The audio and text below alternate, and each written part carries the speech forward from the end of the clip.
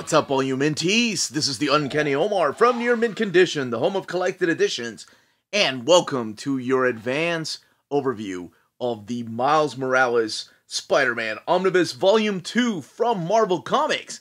Let's get started. But first, where's that theme music?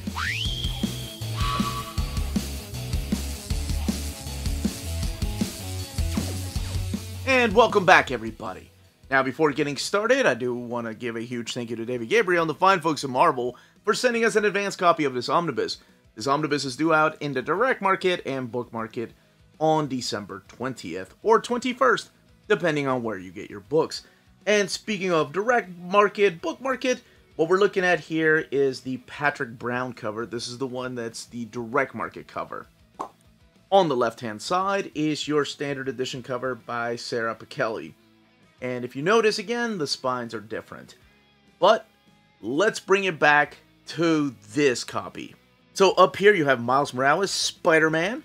No matter what universe Miles lives in, he's the king. And again, you have this cover by Patrick Brown. Down here you have the creators, Bendis, Pichelli, Leon, Poncer, and Basaldua, the Marvel logo. And then the spine of the book right here. Get a little bit of a closer look. Marvel Omnibus, Miles Morales, Spider-Man, the creators, Volume 2, and the Ultimate Spider-Man joins the Marvel Universe, rated teen, what it collects in here, ISBN, with the price $100. The Spider book you've been waiting for. Now, this has previously been released in this omnibus right here. It was called Spider-Man Miles Morales, and they decided to give Miles Morales top billing, and then Spider-Man. And of course, the content is identical. Here's what the spine looks like. So you have Marvel Omnibus up at the top, Miles Morales Spider-Man. This one's Spider-Man Miles Morales. But just in case you're a little bit confused, this one was released in 2020, and it has the exact same content as this version. So it is a reprint of this book, but it is getting a rebrand, so it's getting a new name. That's it. That's the big difference. Price is the same. ISBN, of course, is going to be different, and it still has the AIPT. Aped? Boy, sorry. The blurb right there. What you're going to see in here, and then, of course, the contents of the book. But different pictures. Underneath the dust jacket is also different. We have this new image. And then we have this image here, which showcases different scenes from the comic book, whereas this showcases the Champions, because during this time he was a member of the Champions. And this one here, again, showcasing the different scenes from the comic book. Now, we will do an internal look through at both of these to see the differences, but shifting the focus back to this. Now, when I'm talking about this particular book right here, there's going to be some changes to the life of Miles Morales and the people around him, his supporting cast. So I strongly suggest reading at least Secret Wars, the 2015 Secret Wars, not the classic Secret Wars, unless you, of course, by all means, read that too. But the 2015 Secret Wars by Jonathan Hickman is important before reading this, if you want to know the full story. There are some things that still happen off-panel, but things are explained. And I am going to talk a little bit about those things that happen off-panel, and it might spoil what happened in Secret Wars in 2015 as far as the life of Miles and his supporting cast. I'm not going to go into detail as to how exactly. Well, I guess I really can't, since it was off-panel mostly. But just in case, minor spoilers for that and then the beginning of this. Alright, you were warned. Let's take a look at this. Look at the binding and then do a comparison to the previous release. Alright, cracking this open. We have some black end paper right there. And, whoa, what is going on? Spider-Man, Miles Morales. I'm sorry, Miles Morales, Spider-Man. Who's this lovely lady? We'll be talking about that here in a second. Here is what is collected in the book with the credits. So you have Spider-Man right there. All of it written by, of course, Brian Michael Bendis, with the exception of the Spider-Gwen crossover. Those issues of 16 through 18 of Spider-Gwen are written by Jason Latour. But artist is Sarah Pichelli. She's the one that kicks it off. And then you have Nico Leon joining. Szymon Kudranski doing Spider-Man 15. Nico Leon coming back for issues 20 through 21. Spider-Man 2, which is a follow-up to Spider-Man, which was collected in the first Omnibus. That's drawn by Sarah Pichelli. Mark Bagley drawing a little bit of the final issue. You have Generations right here. Ramon Perez. Beautiful, beautiful throwback to like Steve Ditko's type of artwork. John Bazaldua finishing off the run, and we'll talk about what the heck is up with the numbering. So, this collects issues of Spider-Man, that's what it was called, 1 through 21. And then when he goes back to the Ultimate Spider-Man legacy numbering, so 234 to 240, you're not missing anything. You're not missing issues 22 through 233. Spider-Gwen 16 through 18. Spider-Man 2, Spider-Man 2, 1 through 5. Generations, Miles Morales, Spider-Man, and Peter Parker, Spider-Man number 1. So what is going on? What was I talking about when I was putting the book out here and talking about how things have changed after Secret Wars? Alright, so in Secret Wars, it was a huge event in the Marvel Universe. It changed some of the characters in a different way. We started a all new, all different era of Marvel Comics. But the biggest change for the Ultimate Universe was it kind of collapsed. So some of the characters from the Ultimate Universe came into the Marvel 616 universe, as we call it. So there is no more Ultimate Universe. And a lot of those characters actually are found in this comic book. It's Miles Morales and his supporting cast of his friend Genki here. And of course, his father. And a couple of other characters, like Bombshell. Lana comes over. And the big one that I wanted to, like I said, minor spoilers, but his mom comes over. Now, I'm not going to go into detail as how his mom comes over. It did happen off-panel in Secret Wars. And it all has to do with the Molecule Man and a bagel, I think, or was it a donut? But anyway, you can read that by yourself and see what I'm talking about.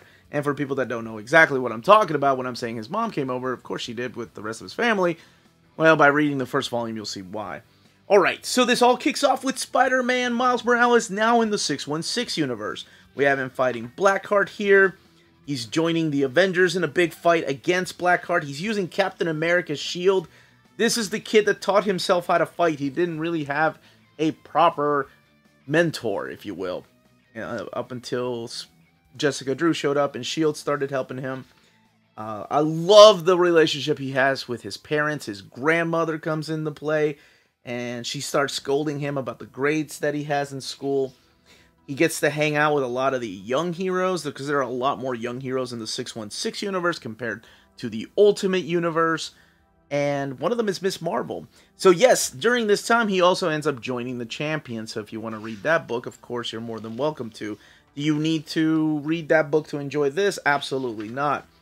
And this is when Bendis' worlds start to collide, because we have this character of Fabio Medina join the school where Genki and Miles Morales go. And Fabio Medina is the character of Gold Balls in Uncanny X-Men. So it was a mutant, and immediately Genki knew exactly who it was. Then we have a love interest for Genki. Yeah, and we have plenty of love interests for Miles Morales too. But I'm not going to go into detail. We have him fighting the Black Cat, who's teaming up with Hammerhead here. And Jessica Jones is investigating, hired by somebody, to find out what Miles' secret is. Why he's not doing great in school. Why he's lying to his parents. Iron Man has a confrontation with Spider-Man that kind of leads into the whole Civil War 2, which Miles plays a big part in. Here's Bombshell that I was talking about, the character that comes back from the Ultimate Universe. And yeah, this is the Civil War 2 story arc right here. Like I mentioned, I don't want to spoil it, but Miles does play a big part in that. Then we get the story with his dad. What is going on with this? He keeps daydreaming about this young lady named Spider-Gwen.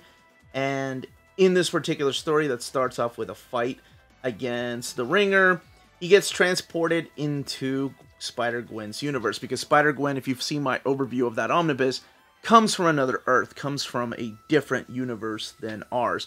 She just has the capability of going back and forth, back and forth.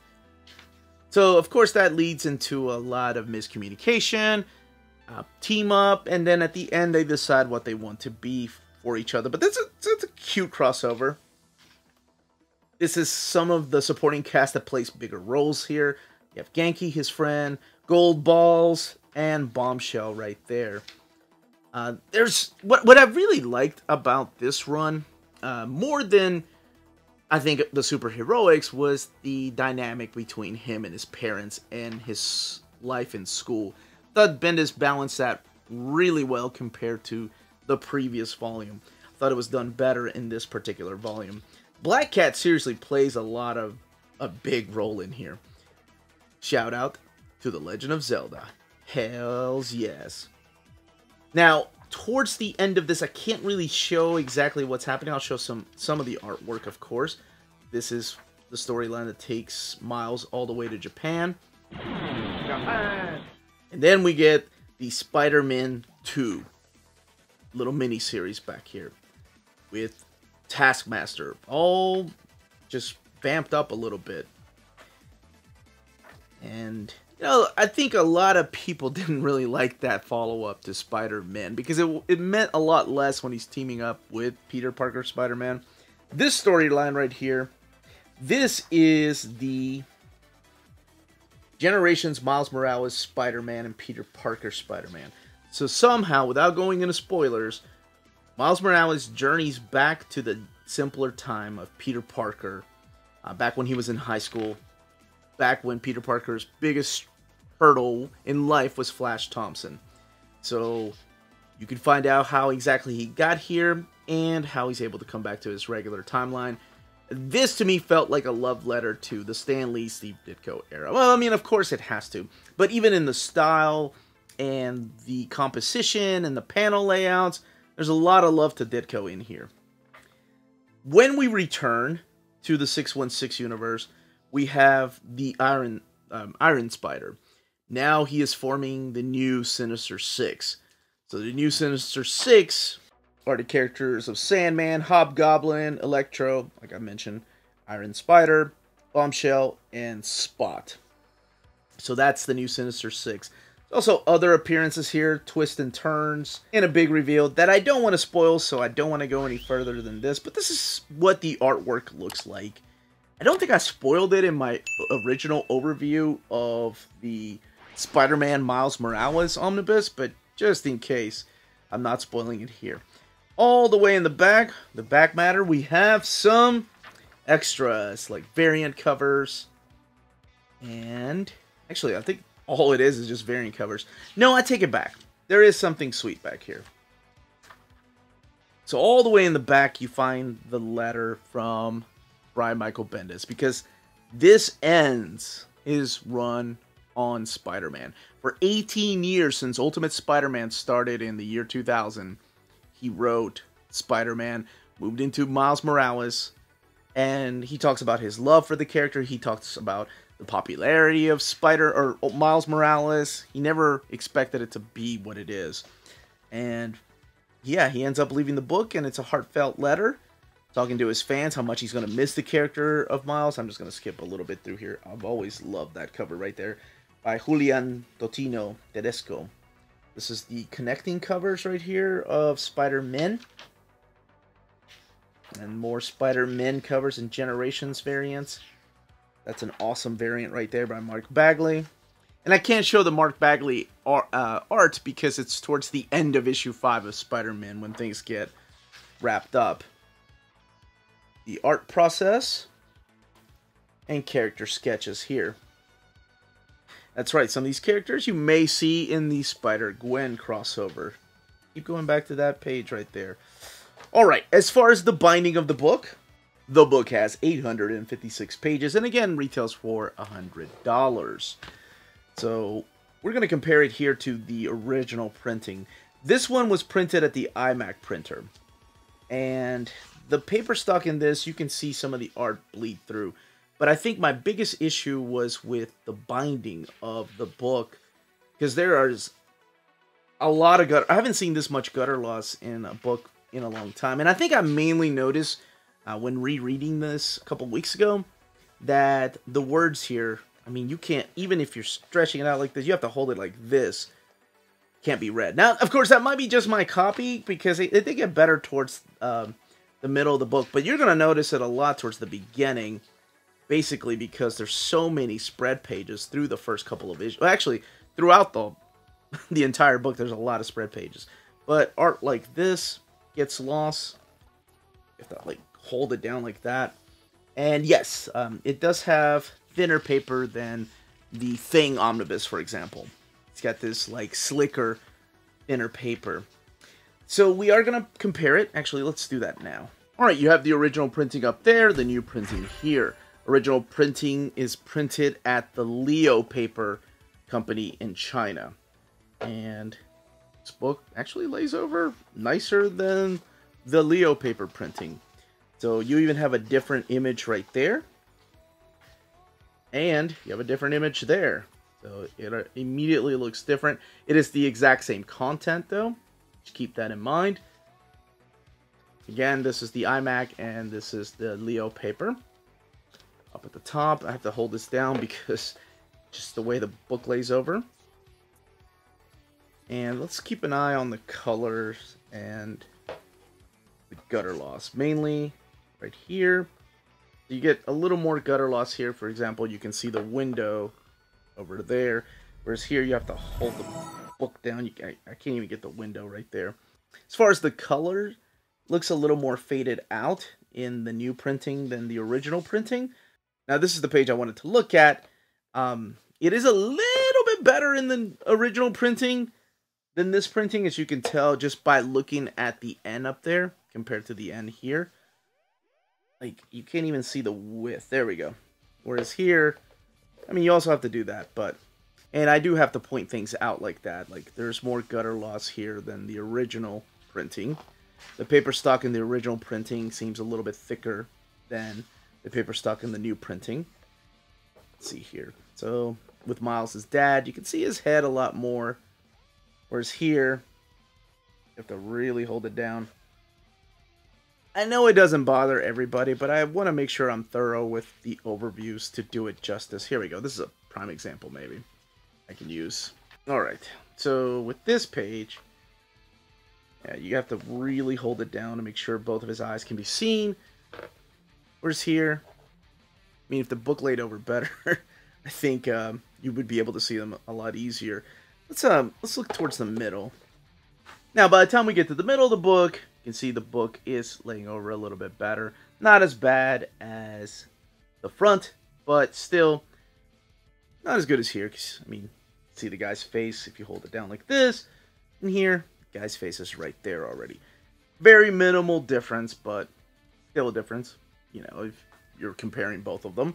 And towards the back of the book. So, just the differences in the way the books lay over.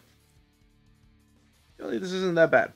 Alright, now, a quick comparison between the paper stock. Like I mentioned, this is thinner than the original paper stock. Again, Leo printer and the iMac printer. You can see some of the word bubbles from the opposite page back here come through in the whites. Not so much in the colors, which is never an issue, or the dark colors. Here, I mean, you can tell there's word bubbles, but not as much as here. Again, that's just the difference in the paper stock in the two different printers. It's not an issue when you have colored pages like this, but you can kind of tell that there is a frame back here. And just a couple more page comparisons. So, did want to be thorough with my overview, but I think that's it. That, as they say, is that. If you're interested in purchasing this book, don't forget to check out our sponsor, cheapgraphicnovels.com, your online home for graphic novels and collected editions up to 50% off cover price. They have excellent shipping and prompt and helpful service. Check out their bargain deals for up to 90% off cover price. And don't forget that CGN also takes pre-orders. That way you don't miss out on the hottest releases. And they are currently running a special promotion for you Minties. If you're a first-time customer, after receiving your order confirmation email, reply back to that email and let them know Near Mint Condition sent you their way. They will then apply a free shipping promotional credit to your next order in the US. Cheap Graphic Novels, your source for the hottest books with the kind of deep discount, quality shipping, and customer service that will keep you coming back for more. And that was the content, the page count, and build of this omnibus. Let me know in the comments down below if you're picking this up, if you already own the previous printing, which is called Spider-Man Miles Morales. or if you want this to match the new printing of the Miles Morales Spider-Man. And of course, we're getting a solid and Ahmed Omnibus. So, any questions, leave them down below, comments down below. Everyone stay healthy and safe out there. Much love.